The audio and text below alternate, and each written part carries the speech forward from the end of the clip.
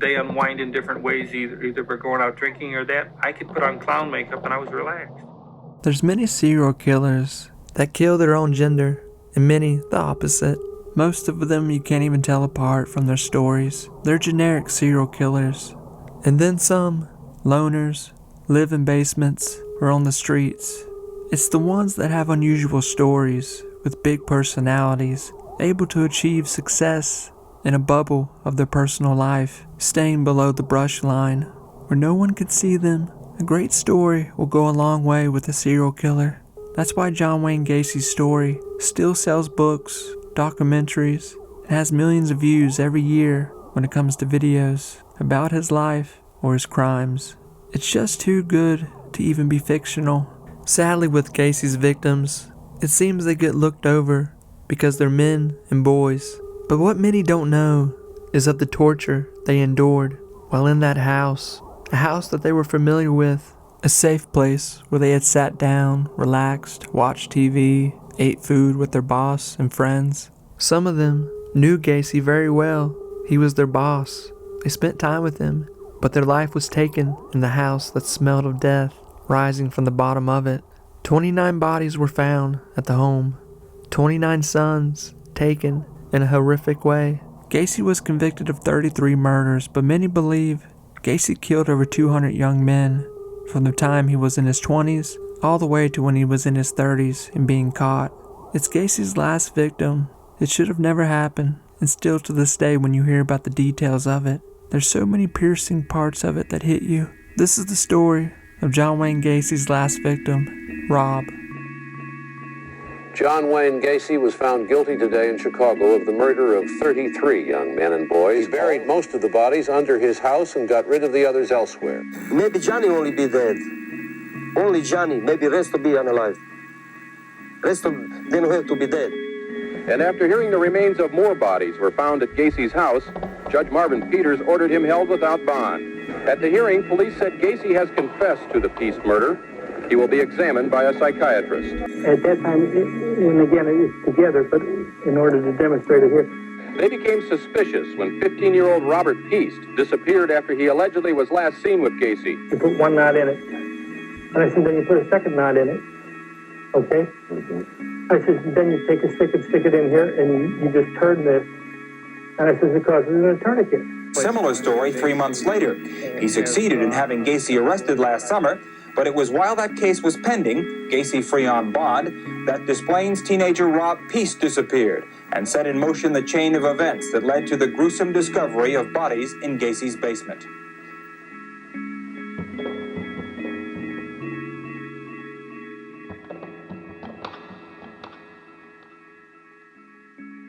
Before Gacy was caught as one of the worst serial killers in American history, his last arrest happened on July 15, 1978 for battery.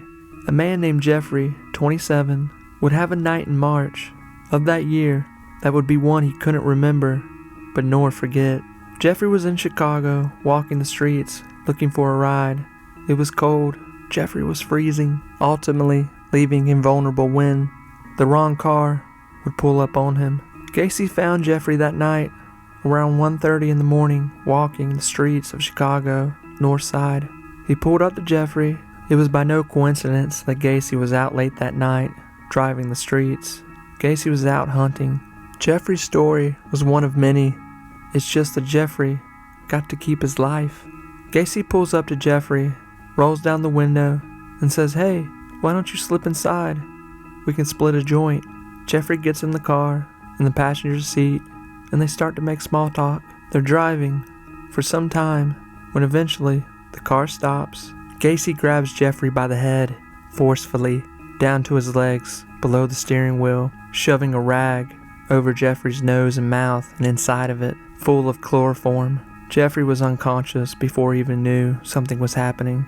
3 hours later, Jeffrey would wake up in a park with burns on his face and lips from chemicals that he had just endured. Massive pain from his rectum that was producing blood running down his legs. Gacy had done what he had done to many men and boys before. He had assaulted Jeffrey. It's believed that Gacy had done this to hundreds and hundreds and hundreds of victims throughout his own life. Still to this day, Men are coming out and saying that they were a victim of Gacy or an almost victim of Gacy, even decades later now. In 1978, November 24th, Gacy tortured and killed 20-year-old James in his home. Gacy knew he was out of room in his crawl space, and the bodies that were there were in a heavy decomposing stage, making the ground loose, muddy, with many unwanted smells that would seep from the dirt just being slightly touched in the wrong way. So he took James's body, put it in the trunk, drove it out over to a bridge, and threw it in the Des Plaines River, just like he had done to his other two victims before James. There's still no clear answer of why Gacy kept victims underneath his house when he had all the means to get rid of bodies somewhere else. There's much proof that Gacy was dropping bodies in rivers before his house became a graveyard. Gacy didn't keep skulls, random bones, or mutilate the bodies. There was never evidence of that, and not that Gacy ever told the truth, but he was clear when he said he did nothing like that, to where almost that was too much for Gacy. Somewhat it seemed that it embarrassed him that people thought he did that. Gacy simply loved the torture that brought the screams and fright from his victims. He liked the fight. He wanted them to beg for their life, and when the boys would succumb to their pain and death, Gacy was left with the body to get rid of. The first boy that was kept at the house was from 1972. He was put in the crawl space, and he sat there for almost a decade. No one knew he was there, just Gacy. It seems that Gacy was just caught at the right time. A few of his victims were found in the big river nearby. Police still at that point didn't put it together that some of the boys worked for Gacy. The story of how Gacy found and killed his last victim happened all in about a 4-hour span. This is where Rob Peast would show up in the story. Not knowing that he was about to end a decade of torture and killing in his own community. On December 11th of 1978, Gacy was called out to a job site he had been to 2 years before. The building was a drugstore. Gacy walked in the store around 5:30 p.m. that day. There was snow on the ground. At that time, Gacy drove his 1978 Oldsmobile. It was a clean car and new.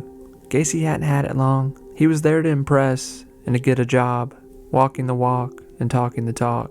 When Gacy walks into the drugstore to greet the manager, who just happens to be an old friend of his, they greet and talk for a while about the old days growing up, hanging out, and now who Gacy was and what he was doing. Gacy talks about PDM, his company. He said they not only do remodeling and build from the ground up, but they plow parking lots this time of year with snow.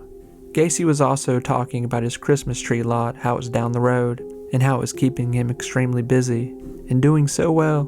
Gacy was wearing his famous black leather jacket with blue jeans on. The store manager walks John over to where he wants his new shelving put. As Gacy starts to walk to the other side of the store, he's walking in the middle, passing aisles, when all of a sudden, one of the aisles has a young boy in it, on his knees, stocking some shelves at the bottom. Gacy sees the boy, looks at him for a split of a moment, but then keeps walking behind the manager, not wanting to draw attention.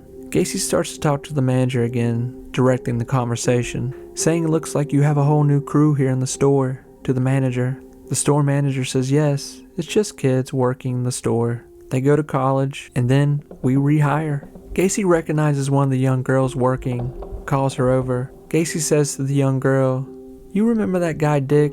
Well, he works for me now. He's making almost $400 a week now." The girl laughed and yelled over at a boy stocking shelves in the middle of the store, the same boy that Gacy walked by and looked at. It was Rob. The girl said to Rob, "Do you want a job, Rob?" Laughing, Rob didn't answer and just continued doing his job. Gacy then just quoted the job and wandered around the store, leaving it around 7:15 p.m. that night. Gacy said he would be in touch to go over the next steps. After Gacy leaves the store, the manager sees a book on the counter with appointments and construction papers inside of it. He knew immediately it was Gacy's. It was his appointment book. It's believed that Gacy left this book on purpose as bait to where he would have an excuse to come back that night and do what he did. The manager doesn't call Gacy. He says that I'm sure he'll swing by and get it. At 8 o'clock that night, Rob would take out the trash, starting to close up the store. He puts on his jacket, walks out, throws the trash away, and as he's walking back in, he's hit by a snowball and hearing laughter. It was a girl that Rob went to school with. Rob laughs, they wave to each other, say hey. More than likely she was flirting with him, but Rob goes back inside and starts stocking more shelves. His shift is almost done. Just a moment after Rob came in, Gacy shows back up to the store. He pulls into the parking lot. This time, he brings his pickup truck. He walks inside and is greeted by the manager saying, "Looking for something?" holding Gacy's notebook. Gacy wanders the store for about 45 minutes, looking at his work area and just more than not trying to lure Rob into a conversation. And he does. At some point that night, Gacy and Rob would start talking. We don't know what Gacy said to Rob in that moment, but we know they did talk in the store. More than not Gacy luring Rob with enticements of money, with working for him. At 9 o'clock, Rob's mother shows up to pick him up and take him home. Rob's shift is supposed to end at 9. When his mother comes in, Rob says he needs to finish up. He'll be done soon. His mother just looks around the store, talks to the young girl that Rob works with, and looks at the magazines. That's the last moment Rob and his mother would ever talk, or she would see her son. In this one moment is where Rob is never seen again. Rob yells over to his co-worker, asking her to watch the register, saying, "I need to go talk to this contractor. He's outside waiting for me. He's gonna offer me a job." Rob puts his coat on, tells his mother nothing, and rushes out of the store. Gacy's been in the parking lot waiting for him in the truck. As soon as Rob leaves the store, we lose all contact with him. But this is what is said to have happened by Gacy himself, the one and only time he confessed to the murder of Rob. Gacy had enticed Rob with a job paying him $5 an hour, which was huge for Rob, who was looking to save up to buy a Jeep. Rob was only making $2 at the drugstore, minimum wage. Rob would go outside and run up to Gacy's truck, who was sitting in it while it was running. Gacy would say, "Are you still interested in that summer job that we talked about inside the store?" Rob said jokingly that he would do almost anything for money. Gacy says that he tells Rob to hop in and go to his house where they could talk better. When they arrived at Gacy's house, Gacy says that when Rob entered the house behind him, Rob said, "I thought for a minute there you were going to kill me," laughing. It was Rob indicating that he knew the whole situation was odd and showing that he was scared before anything even happened.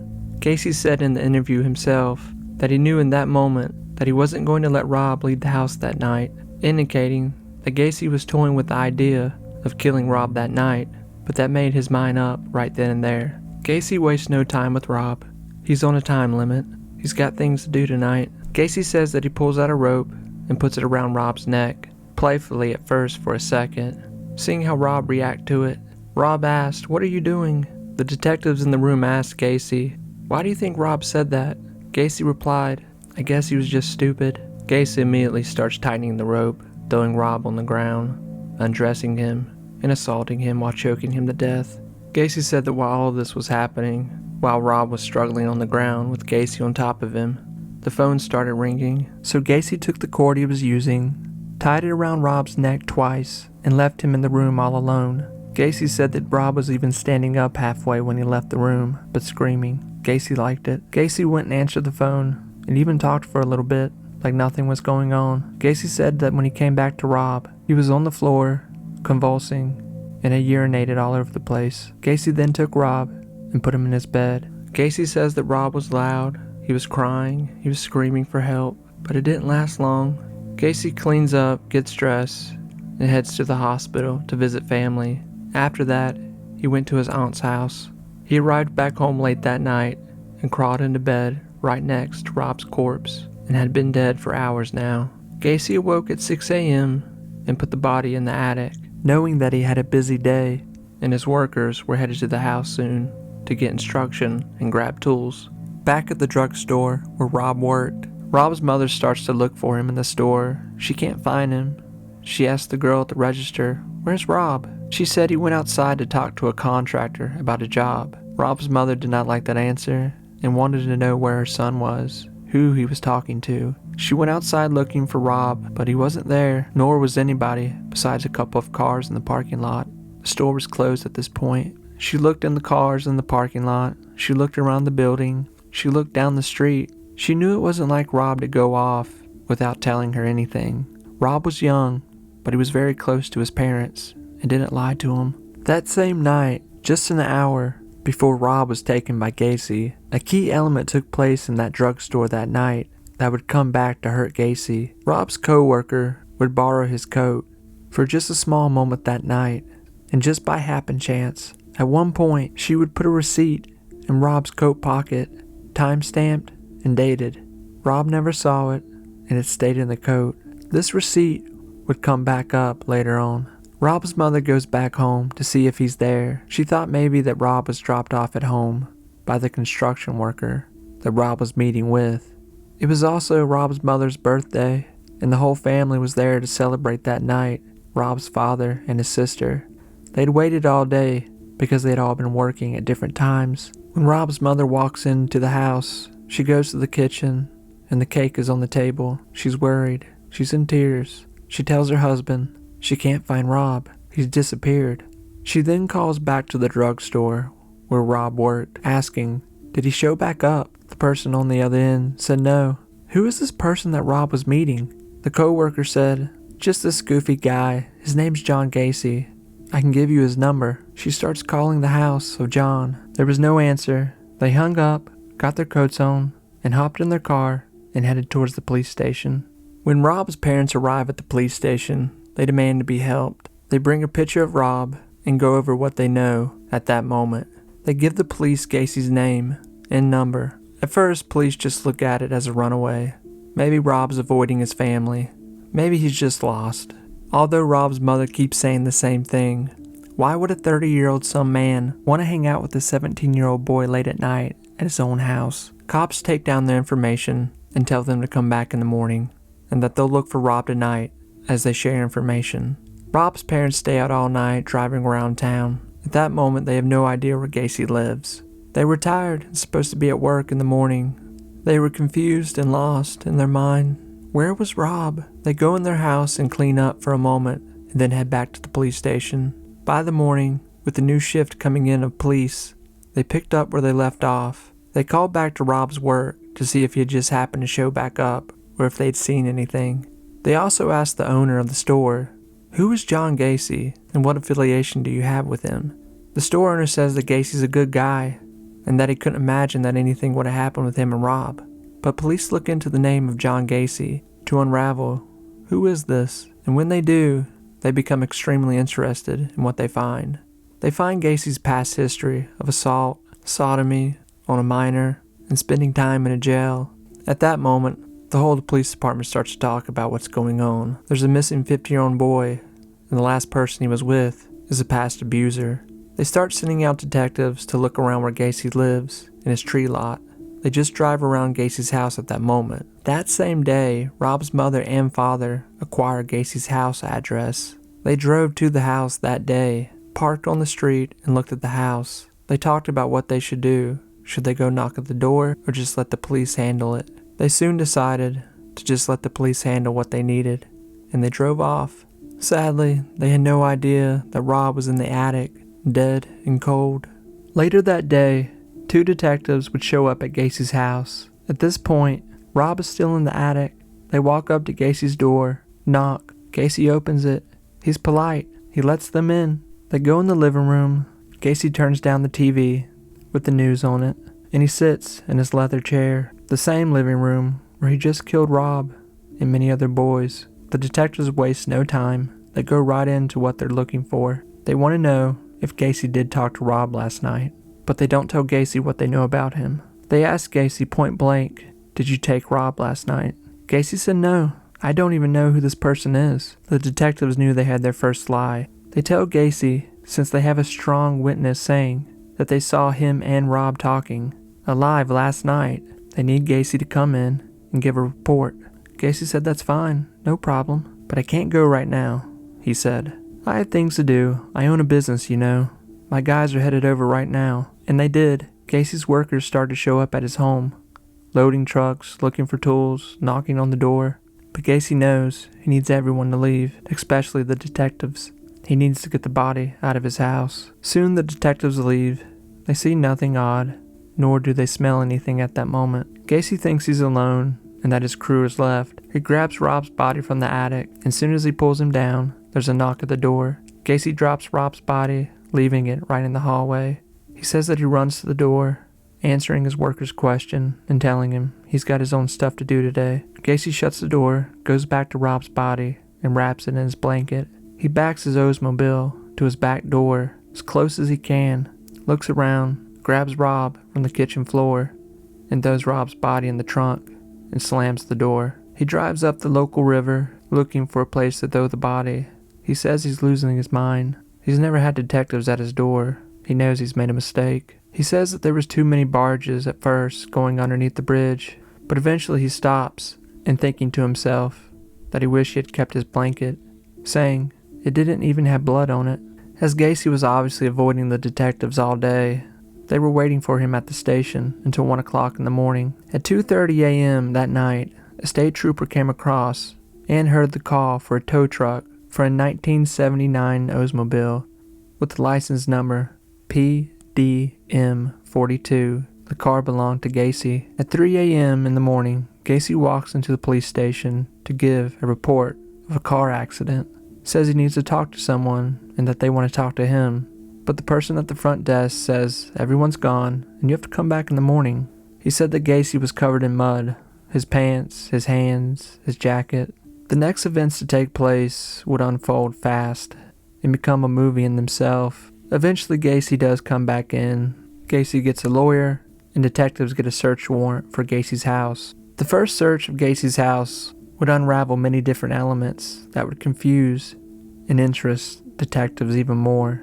They found handcuffs, rope, cord, rings, watches, clothes that didn't belong to Gacy nor could fit him. They even go down into the crawl space in that first search. They see nothing, they smell nothing. They do find bags of lime everywhere, and lime itself, but for some reason they don't think much of it. Over the next few days, Gacy's all over the city, living his normal life, but having detectives following him every moment. In a short time, detectives would make their second entry into the house, with Gacy essentially letting them in, to where this time they would find the smell of death, and the rest would be history.